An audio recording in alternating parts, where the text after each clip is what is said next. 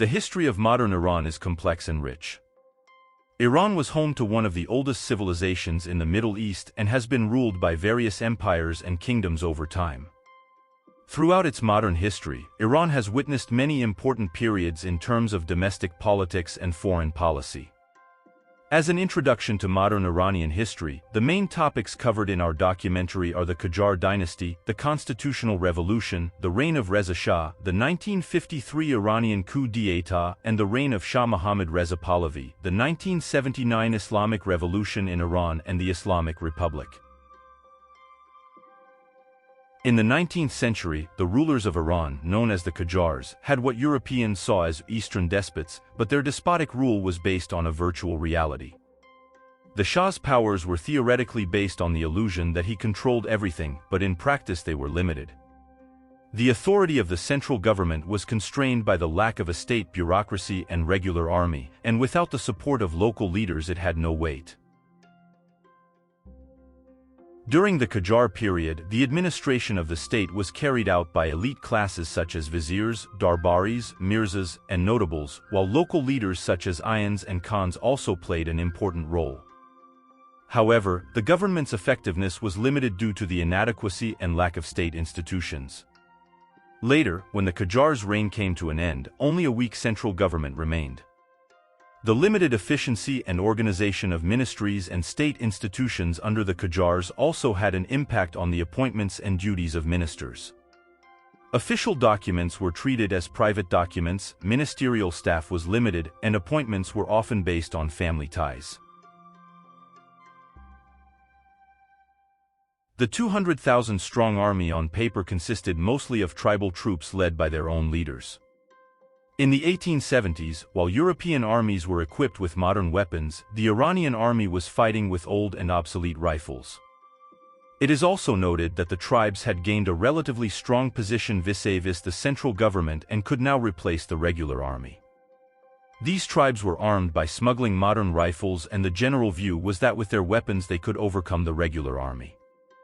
Despite its existence since 1834, the Ministry of Justice had little influence outside Tehran.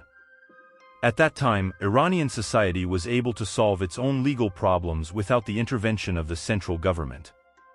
Within the tribes, it was usually the clan leaders who administered justice. Among the peasants, it was the village stewards, village elders and landlords. Among the artisans and merchants, it was the guilds. In the larger cities, the formal legal system was usually divided into Sharia and customary courts. Sharia courts generally dealt with civil and personal cases, while customary courts dealt with crimes against the state. The budget of the Ministry of Justice was very limited, and provincial offices could only survive by selling notary stamps. In practice, most judicial decisions were left to local authorities, and even death sentences could be handed down by them. On the other hand, the decisions of customary courts were usually based on Sharia, precedent, logic, evidence, the interests of the state, and even local customs. In this case, the concept of custom could refer not only to custom but also to state law. Lacking a centralized bureaucracy, the Qajars relied on local elites, especially tribal chiefs, religious leaders, big merchants, and landlords. In most places, from cities to villages and tribal areas, local elites both communicated with the center and exercised their own sources of power. Some were privileged by virtue of being related to the Shah or connected through marriage. In addition to land ownership, the senior ulama had extensive powers. They were respected both religiously and juridically, and were known as the authorities of Taqlid.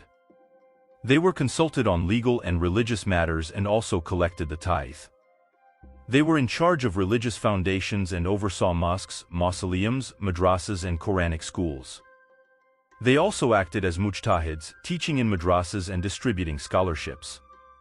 Thanks to their sources of income, the Shiite ulama were independent of the central government. The Qajars tried to protect themselves by adopting a religious identity. They were known as the guardians of Shurism, the guardians of the Holy Quran. They also built Mashhad, which means land of martyrs, referring to the lineage of Imam Ali. In addition, they created genealogies linking them to the Safavid dynasty and the Shia imams to emphasize historical links. They spread the myth that Imam Hussein married the daughter of the last Sassanid Shah, claiming that the fourth Imam and his lineage traced back to the Prophet and were also descendants of the Sassanid Shah. The rise of the popular religion was welcomed by the majority Shia population in the country, since the vast majority of the population was Shia. The minority Sunnis were generally confined to peripheral areas such as Balochistan. Less than 5% of the country's population was non-Muslim. The Qajars continued the Safavid tradition of treating minorities such as Christians, Jews and Zoroastrians as the people of the book. These minorities had the freedom to elect their own leaders, form their own associations, study in their own schools, collect their own taxes, practice their own law and open their own places of worship. Despite their lack of legal status, the Baha'is continued to exist under the Qajars. The Baha'i movement emerged in the mid-19th century and was led by leaders such as the Bab and Baha'u'llah. The Qajars were also influenced by pre-Islamic Iranian thought. They encouraged the reading of the Shahnameh and changed the name of the reign to refer to the legendary Qajar Dynasty. They named their children after Ferdowsi's heroes. The people lived together in small communities with their own structures, hierarchies, languages and dialects. These communities were economically self-sufficient until the late 19th century. The social mosaic was based on geography. The physical geography of the vast desert, mountains, rivers, lakes and agricultural landscapes played a role in dividing the population into small tribes, villages and towns. While many tribes were nomadic or semi-nomadic, others preferred a sedentary life. For example, most Kurds settled in the valleys of Kermanshah and western Azerbaijan. The Qajars experienced a transition towards urban life. After establishing their dynasty, they settled in the capital and merged with the urban population. The relationship between landowners and peasants was often determined by the supply of labor. But the catastrophic famine of the late 19th century resulted in peasants threatening to migrate to sparsely populated areas. This happened because, unlike serfs in Europe, they were not legally tied to the land. In later centuries, however, population growth reduced the peasants' bargaining power.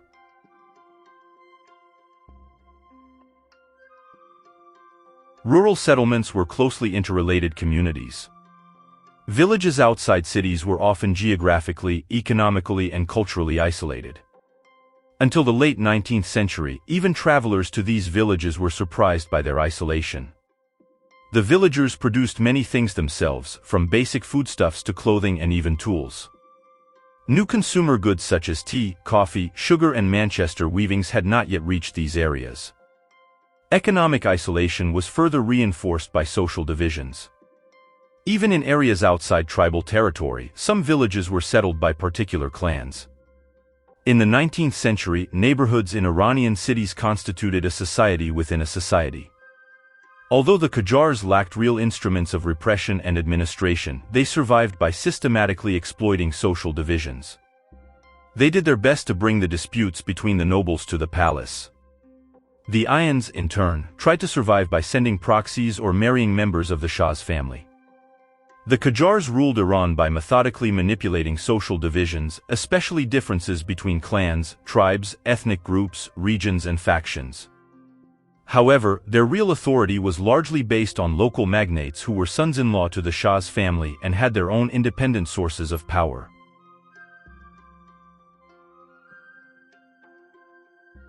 The constitutional revolution in Iran began with high hopes but ended in disappointment. Instead of the bright future and the resurrection of the old civilization promised by the revolution, a period of turmoil began that brought the country to the brink of disintegration. The reformers withdrew from the political scene at the end of the 1910s, distancing themselves from the youth movement and even distancing themselves from their own principles while advocating radical changes. But the revolution failed due to the absence of a strong central government. The roots of the revolution began in the 19th century with the growing influence of the West on Iran. These influences manifested themselves in a movement of influence that united the Qajar court and society and weakened the fragile ties.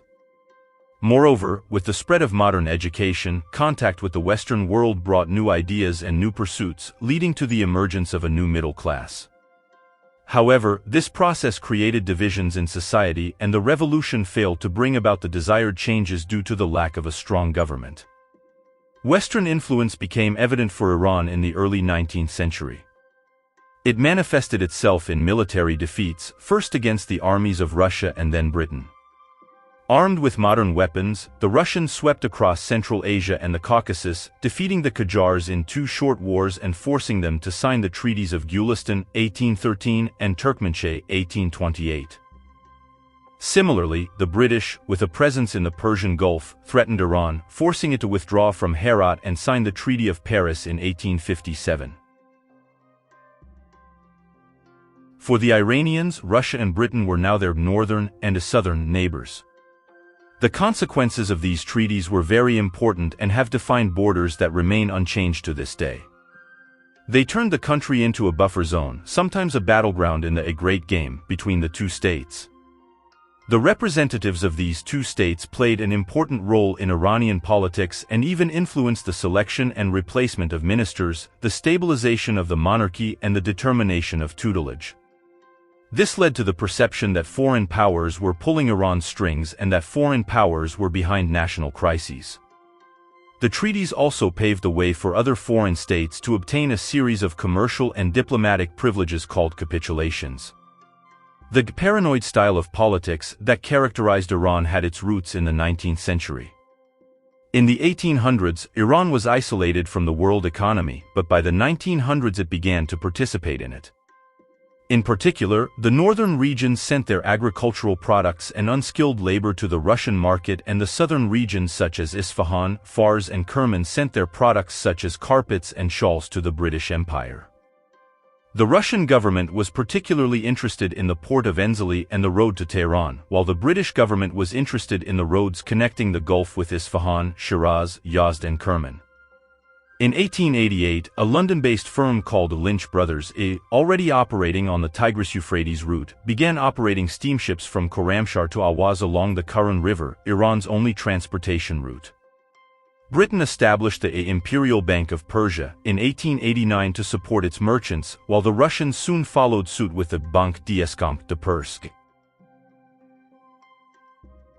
The Qajars took measures to limit foreign influence, known as defense modernization, but these efforts proved fruitless due to failures to increase tax revenues, leading to falling prices and exacerbating the problem.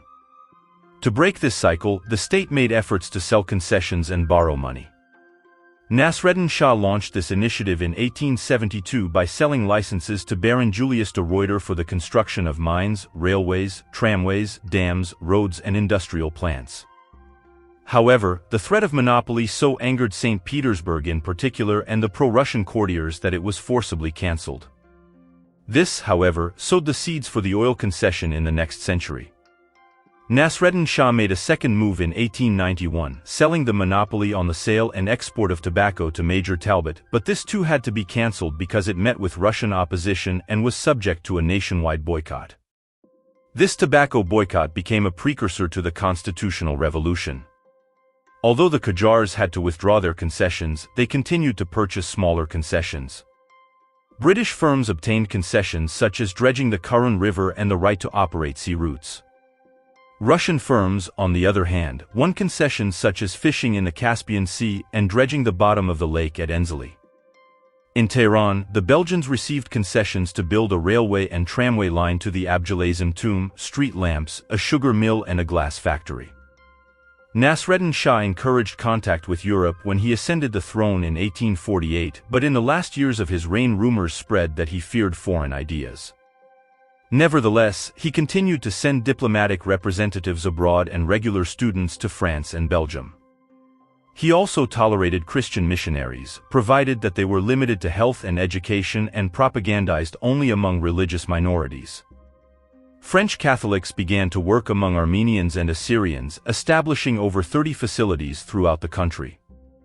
The American Presbyterians focused on the north and the Anglicans on the south, while the Alliance Française focused on Tehran, Tabriz and Isfahan.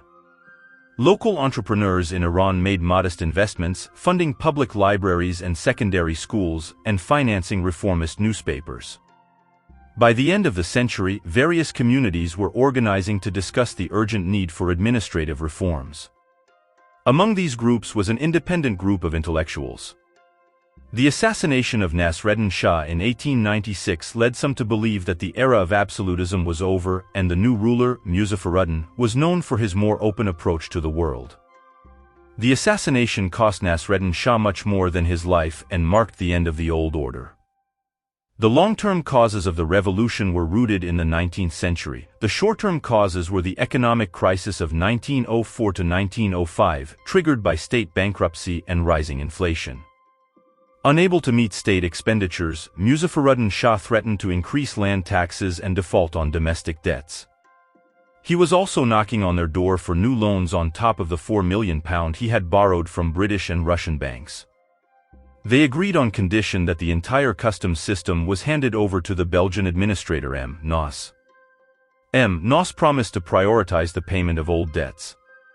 1906 was an important turning point in Iranian history because parliamentary institutions were introduced. The conditions in Iran were becoming increasingly unbearable. The Shah had surrendered to a corrupt palace circle that was skimming off the government and the country. He had disposed of the inherited treasures and the country's land, borrowed money from abroad and spent it either on foreign travel or on the palace. There was a budget deficit and the country's debt was growing day by day. Young people in the city recognized the situation and, commissioned by the government, began to negotiate for loans. The crisis was compounded by events in Kerman and led to massive protests in Tehran. These protests paved the way for the drafting of a written constitution. In June 1906, thousands of madrasa students, led by Said Abdullah Bebahani and Said Muhammad Tabatabai, marched on the city of Qom and threatened to deprive the country of religious services. These events resulted in the ulama threatening to go on strike. Initially, the palace dismissed the protesters as Babai Kafidelari and traitors who had sold out to the British and tried to appease them by promising to set up an Islamic Majlis, which turned out to be what it was. However, he was forced to back down as the general strike continued. The telegraph was blocked in the provinces, immigrant communities in Baku and Tbilisi threatened armed intervention, and the Cossacks attempted to leave the palace.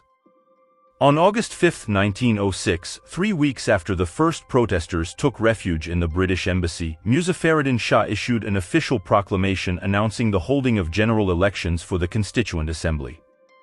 August 5 is still celebrated in Iran as Constitutional Constitution Day. The Constituent Assembly, hastily convened in Tehran, passed an electoral law for the election of members of the National Assembly. Most of the delegates were merchants, clergy, guild elders and liberal elites who saw themselves as the new group of intellectuals. These important events led to the creation of various parties, organizations and newspapers. In the provinces, the local population, guided by the market, formed regional assemblies and comiums. The press became even more active. The number of newspapers increased from 6 just before the revolution to more than 80 at the opening of the Constituent Assembly.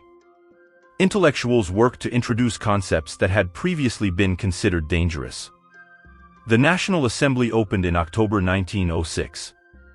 The members included more than 60 market artisans, including merchants and guild elders, 25 clergymen and some 50 landlords, local elites and senior officials. When Muhammad Ali Shah ascended the throne in 1907, he had to submit to the parliamentary will and sign basic laws. Within a few months, however, his position became increasingly strong, and by June 1908 he was powerful enough to lead the Cossacks to a military coup against the Majlis. There were 3 main factors that caused this situation to change. The signing of the Anglo-Russian Treaty caused the pro-constitutionalists to suffer a serious setback. Britain's decision to settle disputes with Russia due to the strengthening of Germany caused the Iranians to feel that the constitutionalists were marginalized and excluded from the negotiations with the Shah. The Majlis' attempt to reform the tax system led to an inevitable backlash.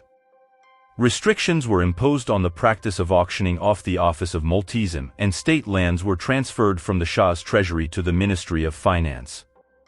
Palace spending was curtailed and the budget balanced. Russian and British concessions to Iran limited Iranians' ability to express their will on foreign policy and undermined their national sovereignty. Some liberals exacerbated the reaction by proposing broader secular reforms. They accused the ulama of covering up their filth with their lofty sermons.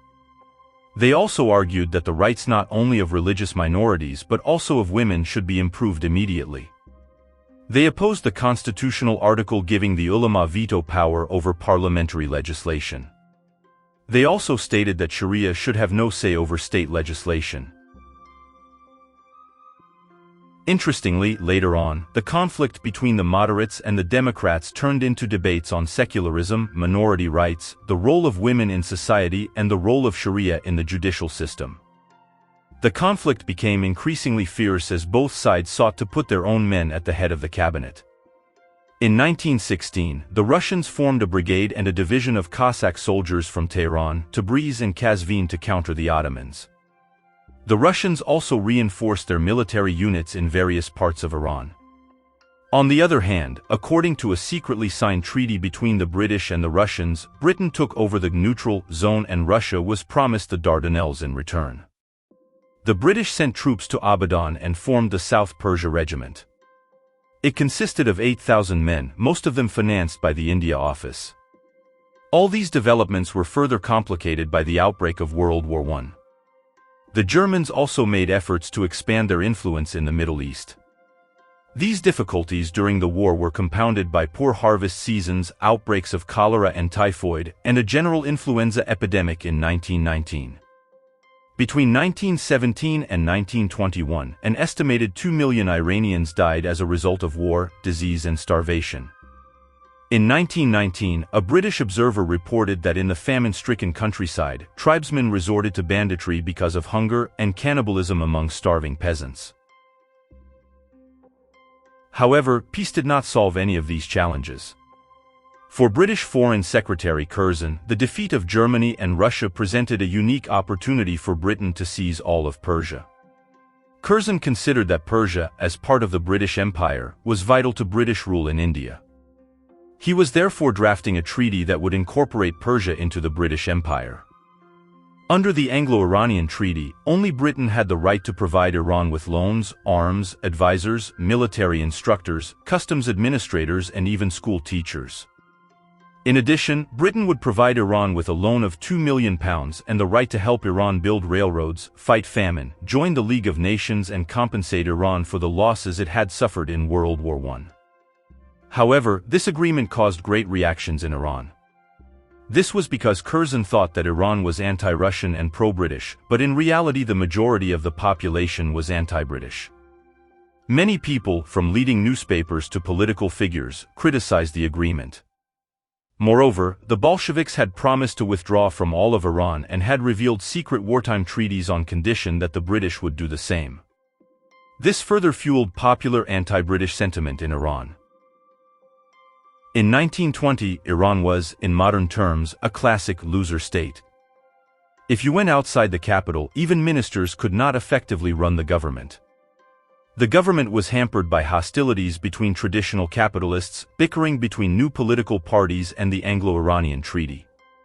Some provinces were under the control of warlords, others were in the hands of armed rebels. The Red Army had captured Jilin and was advancing towards Tehran. The British, realizing that the Shah was no longer useful, began evacuating their families in the north and strengthening the South Persia Regiment. The British representative in Tehran presented Britain with two options: either leave Iran to its own problems or focus on the center and the south, where its last remaining hopes lay. But he also reminded them that Britain's interests are part of Iran's problems. Because of the hopelessness of the situation, the owners were waiting for someone to emerge who would take strong measures to keep anarchy and Bolshevik influence at bay.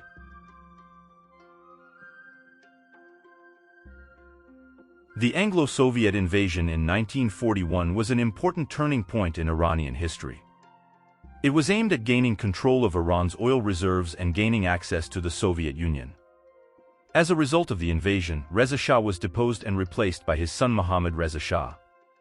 Iran was divided into two regions by the Allies and promises were made to preserve its territorial integrity. The new Shah agreed to cooperate with the Allies but was expected to carry out certain reforms. These events marked an important turning point in Iranian history. The new Shah handed over a large sum of money to the government and transferred $1 million to his personal account in New York. Britain supported the Pahlavi dynasty in Iran. The Shah took measures to improve his image, promising a constitutional monarchy and appointing civilian advisors. He spent his inherited money on social services and returned his father's land. He forged an alliance with the clergy and granted freedom for women to wear the veil. The 1953 coup strengthened the Shah's authority. Political power shifted from elites to nationalists and socialists. The parliamentarians played an important role in approving laws. The masses were organized first by the socialist movement and then by the nationalists. In this struggle, the center of political power shifted away from the Shah and away from the elite that had dominated the country from 1906 to 1921, and then towards the elite that was removed from power between 1921 and 1941. In this process, the elites sought to re-emerge on the scene and reassert their power. After Reza Shah abdicated, the Tudeh party was founded by former political prisoners and young people under the leadership of Iranian. The party was driven by socialist and communist ideals and gained wide support. However, the Soviet demand for oil exploration concessions in northern Iran and support for independence movements in Kurdistan and Azerbaijan diminished the influence of the Tudeh party. These Soviet policies split leftists from nationalists and caused divisions among Tudeh leaders. The support for Kurdish and Azeri groups and the Soviet intervention deepened the split between leftists and nationalists. Iranian notes that Tudeh leaders are concerned about the Soviet Union's support for Azerbaijani and Kurdish groups. The decline of the Tudeh party in the late 1940s provided an opportunity for the nationalist movement that emerged in the early 1950s. Its leader was Mohammad Mossadegh, a prominent figure in national politics since the Constitutional Revolution of 1906. Mossadegh was known for his tough constitutionalism and policy of freedom from foreign domination. He criticized policies that endangered Iran's existence and advocated the nationalization of the oil industry. In domestic politics, Mossadegh was known as a strict constitutionalist, and although he came from an aristocratic family, most of his supporters were from the middle class. Mossadegh brought together middle-class parties and associations under the National Front to campaign against Britain and the Shah. The most important components of this movement included the Iranian Party, the Workers' Party, the National Party, and the Tehran Market Trade Association. Initially cooperating with the Tudeh party, the Iranian Party later moved closer to Mossadegh and became his supporter. Mossadegh's movement emphasized the splendor of pre-Islamic Iran and articulated nationalist themes such as reclaiming lost territories. However, there were criticisms that the movement was influenced by fascism and intolerant of minorities. The educated middle class was not always as liberal and progressive as their peers in other countries. As Prime Minister, Mossadegh moved to implement his own programs. He placed his National Front colleagues in key presidencies and parliamentary committees, established the National Iranian Oil Company, and began negotiations with the Anglo-Iranian Oil Company. Problems with the Shah escalated in mid-1952 as Mossadegh's attempts to reform the electoral law to weaken the monarchy and the landlords gained momentum. When he failed to achieve the reform, Mossadegh suspended parliamentary elections and then challenged the Shah by replacing him as prime minister with other members of the cabinet. When the Shah refused, Mossadegh addressed the people, arguing that he should take control of the armed forces. After the people took to the streets and a general strike lasted for 3 days, the Shah was forced to back down. These events are known as the 30-tier, July 21st crisis. Mossadegh continued his crushing blows. He declared 30-tier as the day of national uprising on which national martyrs were martyred. He took over the duties of the Ministry of War and renamed it the Ministry of Defense, vowed to buy defense weapons, appointed a chief of staff, dismissed 136 officers from the army, cut the military budget by 15% by transferring 15,000 men to the gendarmerie, and set up a parliamentary commission to investigate past arms purchases. He also transferred crown lands to the state, reduced the palace budget, appointed an anti-Shah friend to the palace ministry, placed palace charities under government control, banned the Shah from meeting foreign ambassadors, exiled the Shah's politically influential sister, Princess Ashraf, and opposed the closure of newspapers critical of the palace. When Mosaddegh faced resistance in both the Senate and the Assembly, he dissolved the Senate and asked his supporters to resign from the Assembly. This would have reduced the quorum. In July 1953, some of his colleagues began openly talking about a constitutional committee, headed by the famous lexicographer and veteran of the 1906 revolution, Dihuda, to explore the possibilities of replacing the monarchy with a democratic republic. Mosaddegh held a referendum to approve the dissolution of parliament. The 1953 coup was often portrayed as a joint CIA-led attempt to rid Iran of international communism. However, it was a joint effort, especially by the Americans and the British, to save the international oil cartel. The main issue throughout the crisis was who would produce, distribute and sell oil. At the end of 1952, the CIA and MI6 began to plan a military coup. Both intelligence agencies involved their most powerful sources in the plan. The British had long-standing and extensive intelligence networks inside Iran. They had Farsi-speaking experts, some of whom had worked in Iran on and off for more than 30 years. They also had contacts with many former politicians, clerics, tribal chiefs, business leaders and high-ranking military officers. Over the years, MI6 had gathered extensive intelligence on who's who in the military, including their political leanings, family relationships, career paths and personal foibles. The CIA had not deigned to collect such information, but it was clear that such work was invaluable. The CIA also sent Kermit Roosevelt, a member of a prominent family, to Tehran to convince the Shah that Washington would support the coup with ample financial aid, a bailout oil deal and assurances that it would protect the monarchy. The planned coup was carried out on 28 Mordad, August 19. 32 Sherman tanks entered downtown Tehran, surrounded key points, and after a 3-hour battle with 3 tanks guarding Mossadegh's house and the main radio station, Zahedi was declared the legitimate new prime minister, appointed by the Shah. The 1953 coup left a deep and lasting legacy. The Shah had destroyed Mossadegh. But the coup had seriously undermined the legitimacy of the monarchy. It identified the Shah with the British, the Anglo-Iranian Oil Company and the imperialist powers. At the same time, the army was equated with the same imperialist powers, especially the CIA and MI6. The Americans were also tarred with the British brush. In the eyes of the Iranians, the main imperialist power was no longer only Britain, but also America, which collaborated with it, was now the enemy. The coup had destroyed the National Front and the Tudeh Party. Both faced mass arrests, the destruction of their organizations and even the execution of their leaders. This destruction eventually paved the way for the rise of the religious movement. In other words, the coup helped to replace nationalism, socialism and liberalism with Islamic fundamentalism. In an era of republicanism, nationalism, neutrality and socialism, the Pahlavi monarchy inextricably and inevitably meant imperialism, multinational capitalism and rapprochement with the West. Indeed, it could well be argued that the 1979 revolution had its roots in 1953. When Mohammad Reza Shah ascended the throne in 1953, he picked up where his father had left off in 1941. First, he moved to consolidate the 3 pillars that sustained his state: the military, the bureaucracy, and the palace patronage system. With slight differences from his father, Mohammad Reza's reign was in many ways similar to his father's. Avoiding rhetoric of autocracy and racism, at the height of his rule the Shah added a brand new title to his reigning titles, Ar-Yamir. Increasing oil revenues made Iran a major player in the world oil market. With oil revenues, the country rose to the level of what could be described as a rentier state.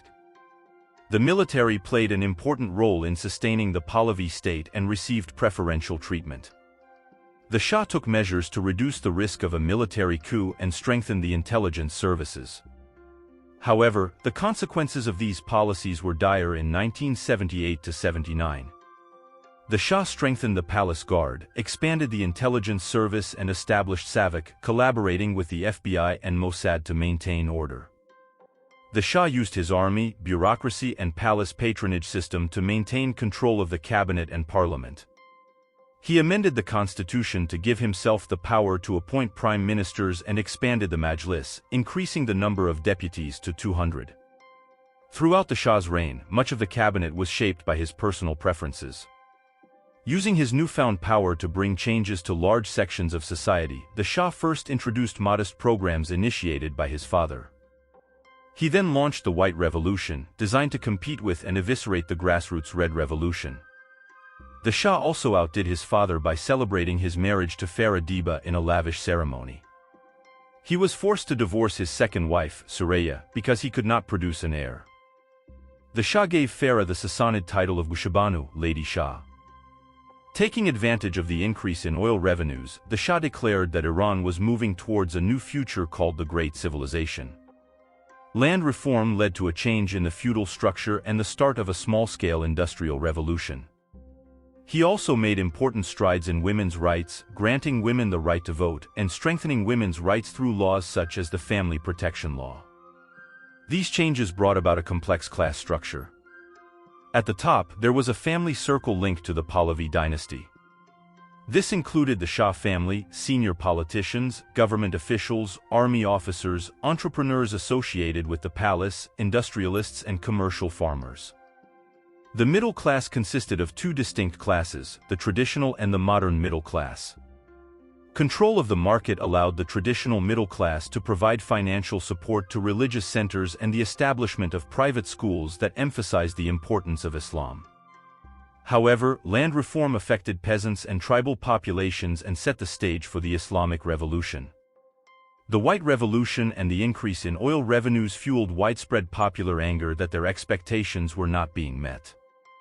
Economic growth deepened the gap between rich and poor and widened the gap between the capital and the peripheral provinces. These social tensions exacerbated political radicalism among the intelligentsia and the modern middle class, as well as among the ulama and the traditional middle class. Figures such as Ali Shariati and Ayatollah Ruhollah Khomeini became the vanguard of the Islamic Revolution. The revolution was a complex combination of nationalism, political populism and religious radicalism. The Shah carried out a major reform with a sudden change in March 1975. He disbanded the existing parties, destroyed the Murdam and Iranian parties and announced the establishment of the Resurrection Party. The Shah announced that Iran would become a one-party state and that political life would be controlled by this party. He declared that all citizens must join this party and vote in national elections. Those who did not join the party would be labeled as secret communists and declared traitors. They would either be imprisoned or, preferably, forced to leave for the Soviet Union. The reaction of the ulama was fierce and the Fazia Grand Madrasa in Qom was closed in response. 250 students were drafted into the army and one of them died in prison shortly afterwards. Leading mujtahids issued fatwas declaring that the Resurrection Party was contrary to the constitution, Iran's interests and the principles of Islam. Khomeini declared the party haram, stating that it aimed to destroy not only markets and farmers, but the whole of Iran and the religion of Islam. A few days after the fatwa, Savak rounded up Khomeini's followers, including some who would play a leading role in the revolution. Never before in Iran had so many clerics been imprisoned at the same time. The Resurrection Party had the opposite of its original purpose. It was created to stabilize the regime, strengthen the monarchy and consolidate the Pahlavi state, but it failed to achieve these goals. On the contrary, it weakened the regime, drove the monarchy out of the country and increased popular anger. The regime unexpectedly intervened in the affairs of the bazaars and religious organizations, breaking down bridges that had existed in the past. This angered not only the ulama, but also thousands of shopkeepers, workshop owners and small business owners. Instead of forging new ties, the Resurrection Party severed existing ones, and in the process provoked many dangerous enemies. By 1977 in Iran, the Shah, who had penetrated all sectors of society, was facing growing opposition as a result of deep-seated repression. The Shah's actions against the intelligentsia and the urban working class were his undoing, and this opposition has intensified over the years. Throughout his rule, the Shah pursued a contradictory policy that varied according to different political periods.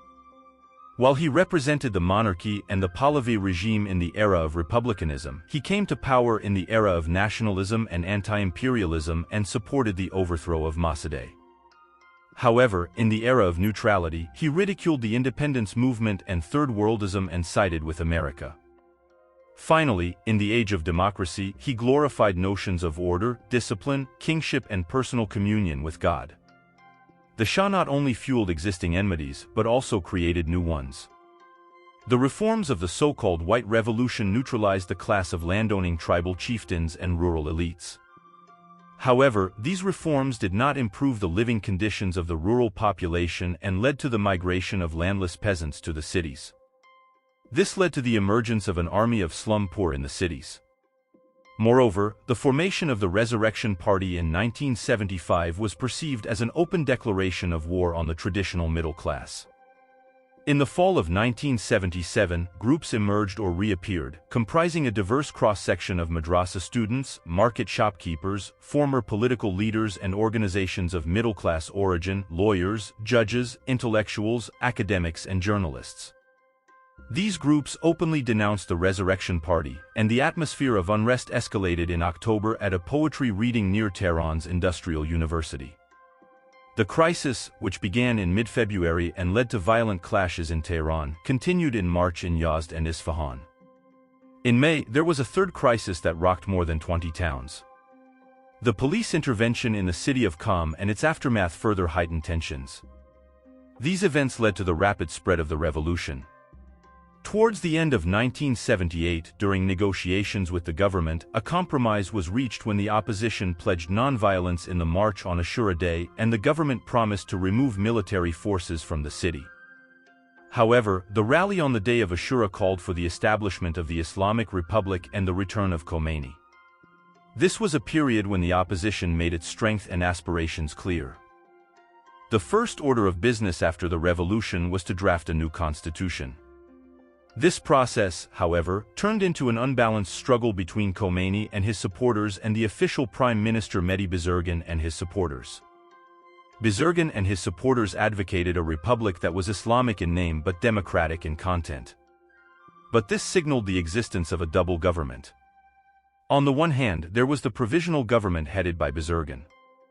This government included friends from Bazargan's nationalist movement and secular liberal supporters. On the other side was the shadow spiritual government, which was more solid. This government, led by Khomeini, was established in Tehran by the Revolutionary Council and the Central Committee. The first friction between Bazargan and Khomeini occurred during preparations for the country's vote on the establishment of the Islamic Republic. Bazargan wanted to offer the people a third option, a democratic Islamic Republic. Khomeini, however, rejected it. This friction revealed a deep division over the nature of the post-revolutionary government and the constitution. Later, as a result of these conflicts, the Islamic Republic was established in Iran and a new form of government was established under Khomeini's leadership. The Iran-Iraq War increased the state's power of expansion. Saddam Hussein's war for control of the Shat al-Arab affected Iran for 8 years. After pushing Iraq back in 1983, Iran entered enemy territory, chanting a jihad, jihad until victory, and the road to Jerusalem passes through Baghdad. During this war, Iran showed great resilience, adopting the World War I strategies of trench warfare and mass mobilization. In the process, the power and effectiveness of the state increased. The state turned into an arena where various interest groups competed. During this period, 5-year plans with ambitious projects were continued and the central bureaucracy expanded. The Iran-Iraq War not only contributed to the expansion of the state, but also made it a larger part of society. The state began to be perceived as an integral part of society, rather than as a singular and autonomous entity as in the previous period. In this process, the power and influence of the state was consolidated. U.S.-Iranian relations are complicated by various dynamics and interests in the region.